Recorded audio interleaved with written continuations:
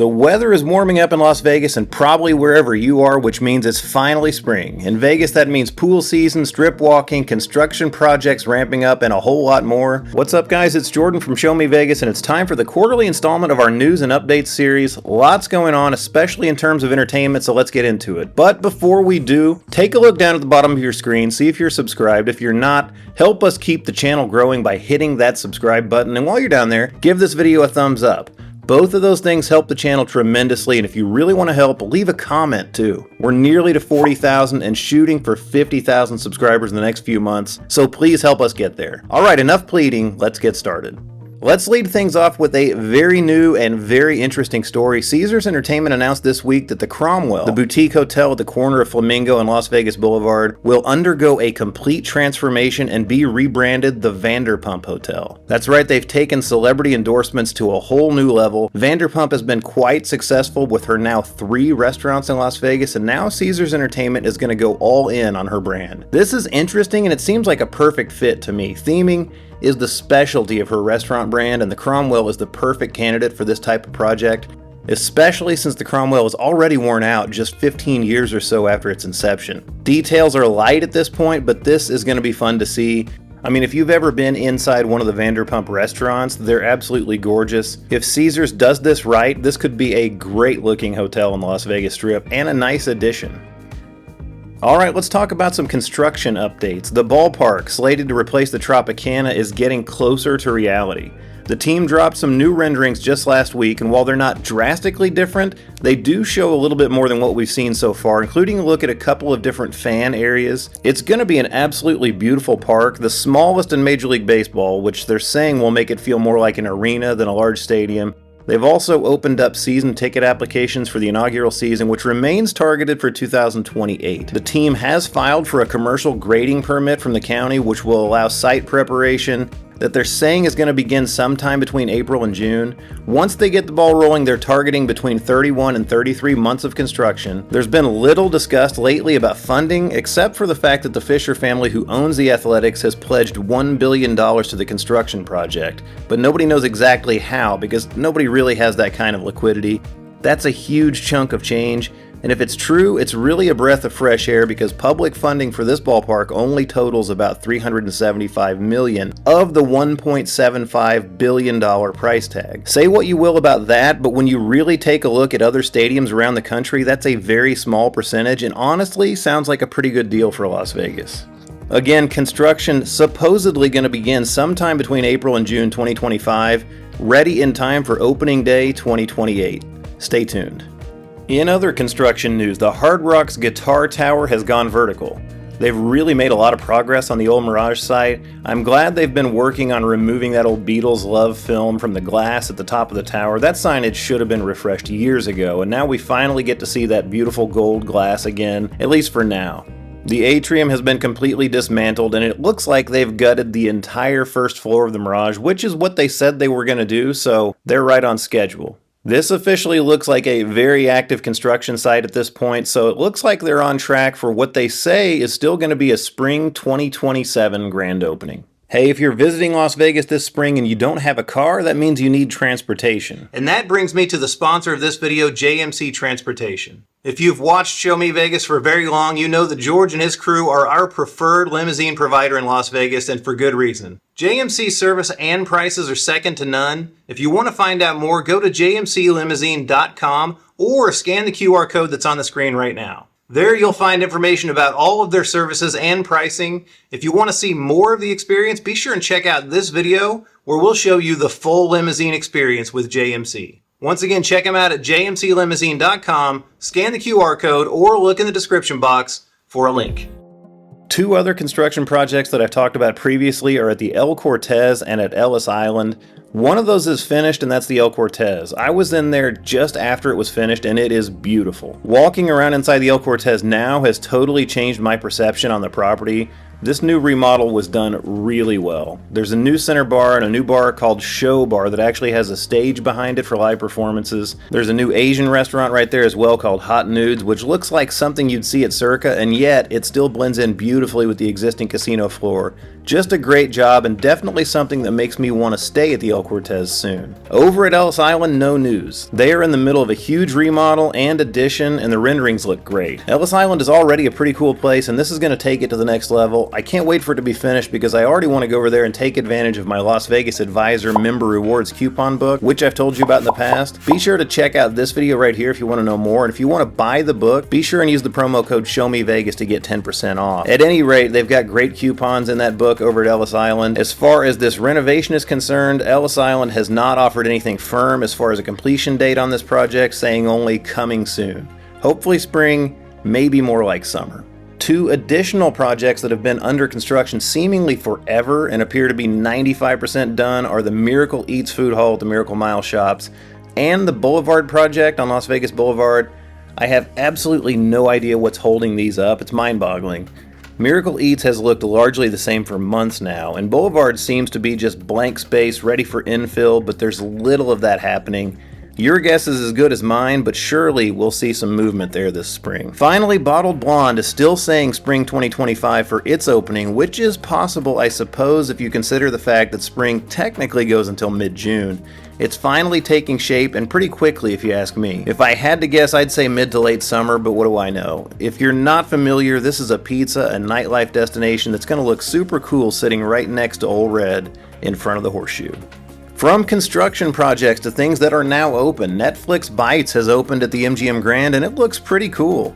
This is a pop-up restaurant in the space that used to house the Avenue Cafe at MGM, and I'm expecting it to be there for about a year or so, although I don't believe anything official has come out on that. There was one in LA that lasted about that long, and it was evidently really popular, so I think this one is going to be as well. The menu incorporates recipes inspired by hit Netflix shows, which is a fun idea. In the Game has opened on Fremont Street in the old El Portal theater space. If you're familiar with Fremont Street, you know that this is across from the D and used to be that weird Indian arts and crafts place. I had a chance to step in there in early February and I don't really get it. It's got stuff like skee ball and Pop-A-Shot, and I don't see there really being a big market for this on Fremont. It's not terribly impressive, and I'm not sure what they're trying to do with it in terms of demographic. It's a weird place to have a kid-friendly attraction, but the games don't speak to me as an adult, so who knows how this is going to go. I guess anything's better than what was there before. Still coming soon are several highly anticipated restaurants on the Strip, including Cote and Nomikai at the Venetian. Cote is a high-end Korean barbecue restaurant. Nomikai is a sushi counter that's going to have a lounge attached, kind of like another speakeasy. In the Arts District, Holstein's is coming. Yes, the same Holstein's that closed at the Cosmopolitan, so that's going to be cool. Also coming in the Arts District is the Evel Knievel Museum and Pizza Parlor. The museum is relocating from Topeka, Kansas to Las Vegas, and with it is going to be a pizza parlor by the owner of Evil Pie. He's calling it Chuck E. Cheese meets 80s metal, with a Dungeons and Dragons theme that will actually feature an animatronic heavy metal band. Love it. Cantina Contramar is a new Mexican restaurant coming to Fontainebleau. Pisces Bar and Seafair will be opening at the Wynn in the space formerly occupied by Lakeside. And we're still expecting the Via Via Food Hall at the Venetian to open sometime near mid-year. Probably not spring, maybe more like early summer. It's mid-March, and of course in Vegas that means pool season. March and April can be a crapshoot in terms of weather, but more often than not you're going to get warm days and chilly nights, which makes the pool accessible to most people as long as the water is heated. And while there aren't any brand new hotels this pool season, there are some changes in pools.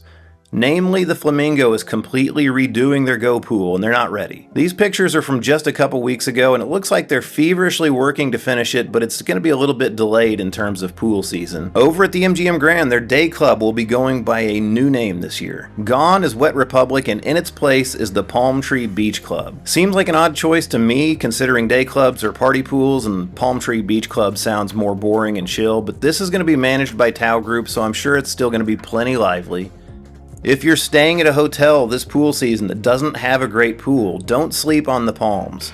The pool at the Palms is open to anyone, not just hotel guests, and it's really nice, so it might be worth the Uber fare to get over there if you're staying someplace with a disappointing pool scene. While you're there at the Palms, play some blackjack because the Palms just recently switched all of their blackjack tables over to 3-2.